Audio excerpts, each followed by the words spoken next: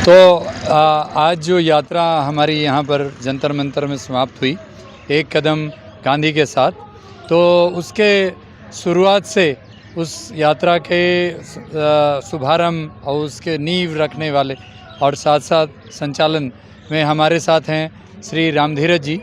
रामधीरज जी का नाम ऐसा है कि इस देश में जो सर्वोदय या गांधी को लें तो उनके साथ एक पर्यायवाची जुड़ चुका है, जिन्होंने गांधी की इस व्यवस्था और आज़ादी बचाओ आंदोलन, राजीव दीक्षित जी जैसे सैनिकों को तैयार करने और उनकी शक्ति को एक शक्ति देने में, और हमारे आनंद मार्ग प्राउड के भी सपोर्ट में वह हमेशा साथ रहे, और हमारी जो मुलाकात रही वो प्राउड के साथ ही हुई। तो मैं प्राउडिस्ट फोरम की तरफ से मैं श्री रामधीरज जी का हार्दिक अभिनंदन करता हूँ।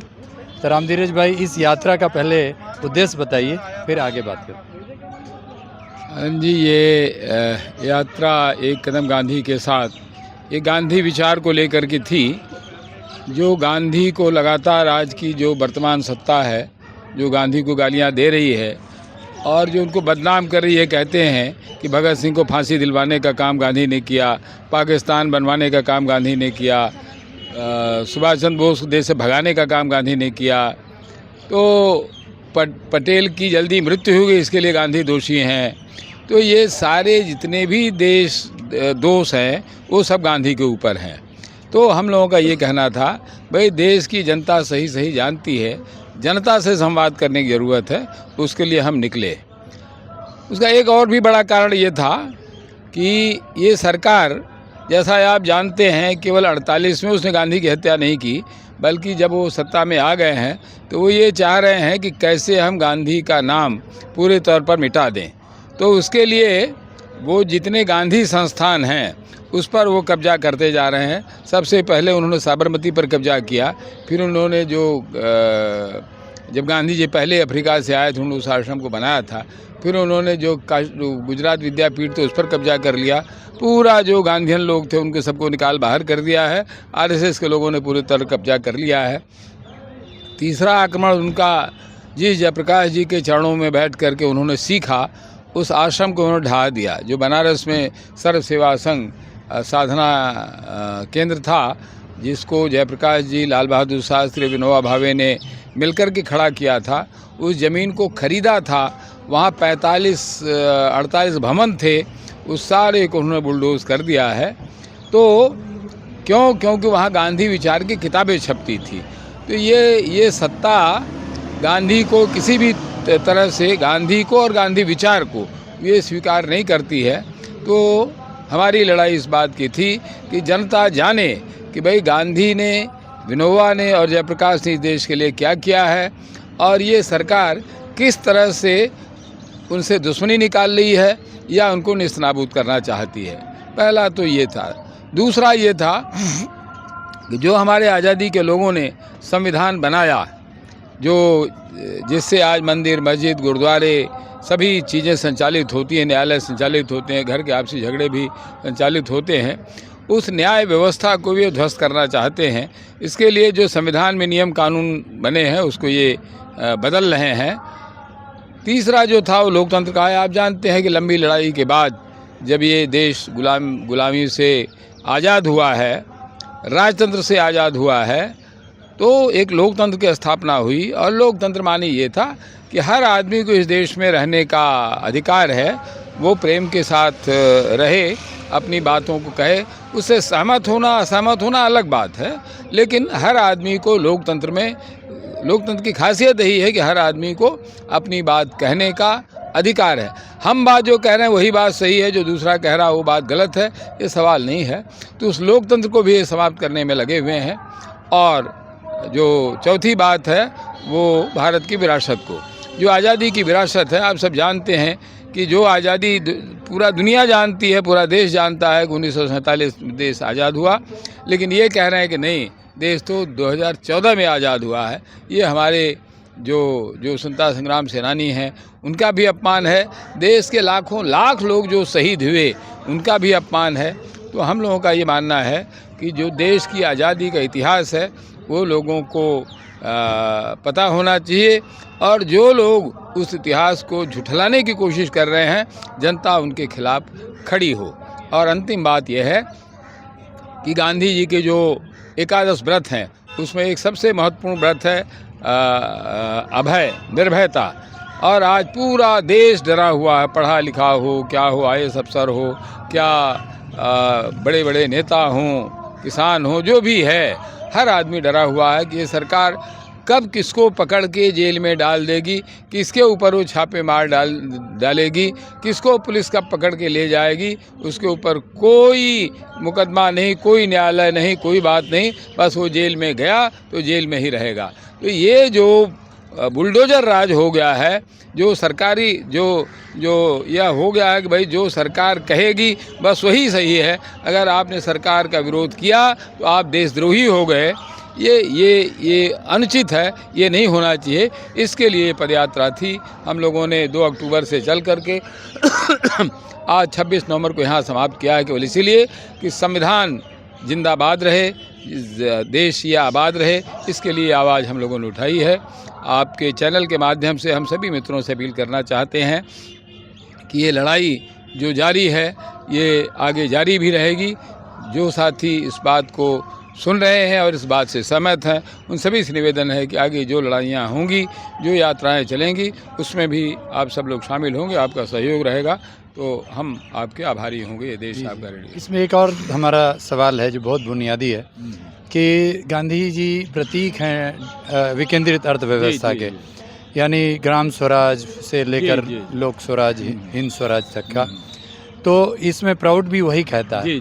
तो अभी की जो व्यवस्था है वो तो पूरी तरह पूंजीवादी व्यवस्था है, बिल्कुल, और उसी के द्वारा सब कुछ संचालित हो रहा है, और ये कांग्रेस के राज में भी था, और अभी भी कुछ बदला नहीं। बिल्कुल ठीक। अभी आपको कैसे दिख रहा है कि हम लोग इसमें लोगों की जागृति कर सकते हैं और आर्थिक लोकतंत्र स्थापित कर सकते हैं, आर्थिक आज़ादी दिला सकते हैं, कैसे कर सकते हैं? देखिए, मैं मानता हूँ और गांधी की जिस बात से सबसे 3 बातों से मैं प्रभावित हूँ, उसमें एक सबसे महत्वपूर्ण बात है ग्राम स्वराज। ग्राम स्वराज माने वो एक आर्थिक इकाई जहाँ आदमी पूरे तौर पर आज़ाद है कि वो अपनी आवश्यकताओं की सारी चीज़ों को वहीं उत्पादित कर। मुझे अपने बचपन का ध्यान है कि मेरे गांव में कोई भी चीज़ बाहर से नहीं आती थी, कभी कभी माचिस और कभी कभी साबुन, नहीं तो पूरी व्यवस्था स्वतंत्र थी, लोगों के घरों में चीज़ें हो जाती थी, लोग उससे काम चलाते थे। और गांव-गांव में आपने देखा कि आज़ादी के समय भी, आज़ादी से पहले भी, जिसको सुंदरलाल जी ने बहुत अच्छे तरीके से भारत में अंग्रेजी राज में उन्होंने लिखा भी है कि कैसे गांव-गांव में उद्योग फैले हुए थे और लोग आज़ाद थे। लोगों की आजीविका आज़ाद थी क्योंकि वो उत्पादित करते थे, उसका खुद प्रोसेसिंग करते थे, विपणन करते थे। अभी जब इनको नोबेल पुरस्कार मिला था अभिजीत बनर्जी को, तो उन्होंने एक बात बहुत अच्छी कही थी कि भाई जब हर आदमी के जेब में पैसा रहेगा तभी देश की अर्थव्यवस्था मजबूत होगी, और जेब में पैसा होने के लिए ज़रूरी है कि हर आदमी के हाथ में काम हो। वो हर आदमी के हाथ में काम का एक ही तरीका था कि हर आदमी, वो कमज़ोर है या मजबूत है, वो चरखा चलाए तो उससे उसको पैसा भी मिल जाएगा, उसको कपड़ा भी मिल जाएगा, देश के किसानों को भी काम मिलेगा, रंगने वालों को भी काम मिलेगा, सिलने वालों को भी मिलेगा। तो ये देश केवल कपड़े के मामले में आज़ाद नहीं होगा बल्कि उसकी अर्थव्यवस्था भी मजबूत होगी, और ऐसे हजारों काम जो ग्रामीण लघु उद्योगों में हैं वो होंगे, और वो उसी ग्राम स्वराज के माध्यम से ही संभव था। और केवल इतना ही नहीं, बल्कि जब गांधी जी ने कहा अहिंसा की बात, तो उन्होंने अहिंसक अर्थव्यवस्था की बात कही, अहिंसक राजनीति की बात कही, अहिंसक चिकित्सा व्यवस्था है जिसको प्राकृतिक चिकित्सा कहते हैं उसकी बात कही, उन्होंने शिक्षा व्यवस्था, अहिंसक शिक्षा व्यवस्था की बात कही जिसको उन्होंने नई तालीम कहा, तो उन्होंने अहिंसक खेती की बात कही जिसमें जैविक खेती की बात थी। तो उन्होंने पूरे तौर पर अहिंसा माने एक जीवन शैली, और वो जीवन शैली जो थी वो ग्राम स्वराज की थी कि हर गांव में आदमी अपने से अपनी अर्थव्यवस्था चलाएगा, अपने गांव की जो शासन व्यवस्था उसको चलाएगा, अपने गांव की न्याय व्यवस्था को चलाएगा। अभी की सिचुएशन में इसको कैसे हम वापस लोगों के द्वारा फिर से कर सकते? क्या हम अभी जो, चूँकि अब गांव में भी अडानी का तेल बिकता है फॉर्च्यून फॉर्च्यून बिल्कुल, के रूप में। बिल्कुल, बिल्कुल। मतलब गांव वालों से आप बिल्कुल। तिलहन लेकर के और उन्हीं के ऊपर तेल बेच देते हैं। बिल्कुल, बिल्कुल। तो अभी जो हमारे जो किसान हैं वो ग्रामोद्योग नहीं कर पा रहे हैं, क्योंकि जो पूरी बाजार है उनके नियंत्रण में है बिल्कुल, बिल्कुल। और वो उनके शक्ति में है। इसी कारण से वह सत्ता भी चलाते हैं, नेता भी उन्हीं के हाथ में है। और ये कांग्रेस में भी था और आज ज़्यादा है। तो अभी क्या कर सकते हैं, इसमें क्या आपको दिख रहा है, कैसे जागृति हो सकती है? देखिए, उसमें मुझे लगता है 3 तरह से चीज़ें हो सकती हैं। पहली बात तो ये है कि गांव-गांव में जाना, गांव के लोगों को समझाना कि भाई ये जो बाहर की चीज़ें आ रही हैं, जिसको आप खरीद रहे हैं, जिसका उपयोग कर रहे हैं, इससे आपकी अर्थव्यवस्था नष्ट हो रही है। तो सबसे पहले तो ये है कि ये जो चीज़ें आप बाज़ार की बड़ी कंपनियों में खरीद रहे हैं, उसका बहिष्कार करें, नंबर 1। दूसरी बात यह है कि कोई भी किसान अपना कच्चा माल न बेचे। जैसे मान लीजिए उसके गाँव में, उसके घर में चना हुआ है, तो चना नहीं बेचे या वो सरसों नहीं बेचे, उसका तेल बनाए, उसको बेचे, तेल की पैकेटिंग करे, उसको बेचे। या जैसे चना है तो चना का वो सत्तू बना ले या बेसन बना ले, बेसन से नमकीन बना ले। तो अगर उसमें परिवर्तन होगा, वो कच्चा माल नहीं बेचेगा बल्कि उसको प्रक्रियाकरण करके बेचेगा, तो उसको लाभ होगा वो। और सीधे देख सकते हैं कि चना जो है 30-35 रुपए किलो है, तुरंत जो बेसन है वो 70, 80, 90, 100 रुपये हो जाता है, 150 रुपये हो जाता है। और जब वही नमकीन बन जाता है तो 200, 250, 300 रुपये किलो हो जाता है। तो ये सीधे तौर पर दिखता है। तो तीसरी बात ये है कि गांव में ऐसी हज़ारों चीज़ें हैं जो बरसात में उगती हैं, जाड़े में उगती हैं, गर्मी में उगती हैं। उनका संग्रह करके, उनकी प्रोसेसिंग करके, उनका चाहे स्क्वैश बना करके, पाउडर बना करके, सुखा करके, जैसे भी हैं, उसकी जो गांव के लोग हैं, जैसे मान लें उदाहरण के लिए मैं कहूँ, गांव में नीम भी होती है और बबूल भी है। अब बबूल की जो फली ऐसे ही गांव में पड़ी रहती है, गिरी रहती है, लेकिन वो आदमी के दवा के भी काम आती है, जो गठिया जैसे रोग हैं उसके लिए, और जानवरों का दूध बढ़ाने के लिए भी काम आता है। तो अगर हम इसको करें, या ऐसे ही नीम की खली है, नीम का है, नीम के पत्ते हैं, अफरात में हैं, तो अगर नीम को हम इकट्ठा करके उससे तेल निकालें, उसकी खली का अपने खेतों में प्रयोग करते हैं, तो हमारा उत्पादन भी बढ़ेगा। तो हमारा ये मानना है कि अगर गांव के लोगों का इस तरह से शिक्षण हो, इस तरह से उनका सोचना हो, और ये आंदोलन के तौर पर चले कि गांव की चीज़ें गांव में, और गांव जो है अपने आप ही अपना शासन व्यवस्था भी चलाएगा, अपना टैक्स चलाएगा, वो किसी तरह के सरकारी सहयोग से नहीं चलेगा, तो सरकारी भ्रष्टाचार से भी बच जाएगा। बहुत सुंदर। तो ये आपको मतलब अल्टीमेटली ये आप कह रहे हैं कि ये ग्रामोद्योग की क्रांति होनी चाहिए। बिल्कुल बिल्कुल, ग्रामोद्योग की क्रांति होनी चाहिए। बिना उसके गांव में स्वावलंबन नहीं आएगा, और उसके बिना हम जो आज हमारी राजनीतिक गुलामी है, उससे भी हम मुक्त नहीं हो सकते हैं। हमें अपने हमारे गांव की ताकत, हमारे गांव की राजनीति हमारे हाथ में होनी मतलब चाहिए। आर्थिक आज़ादी से राजनीतिक आज़ादी। बिल्कुल बिल्कुल बिल्कुल, जी जी, बिल्कुल आर्थिक स्वावलंबन। बिल्कुल बिल्कुल। तो ये है। और आप इसमें अंत में एक लाइन और जोड़ना चाहें आपसे कि ये अकेले तो होगा नहीं, जी, एक छोटे छोटे कुटीर उद्योग से, तो क्या ये सहकारिता के बिना हो संभव है? बिल्कुल बिल्कुल, नहीं, सहकारिता ही करना पड़ेगा। सहकारिता ही करना पड़ेगा, वही है।